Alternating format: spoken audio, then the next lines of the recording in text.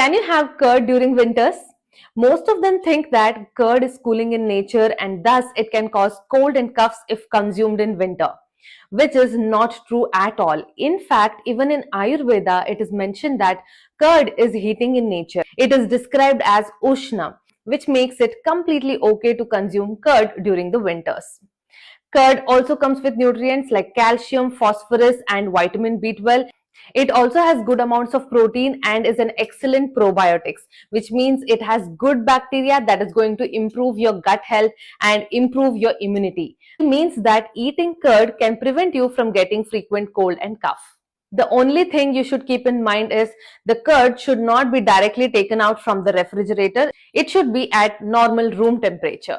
That means you can still enjoy your curd, raita, lassi, buttermilk, curry, etc. during winters.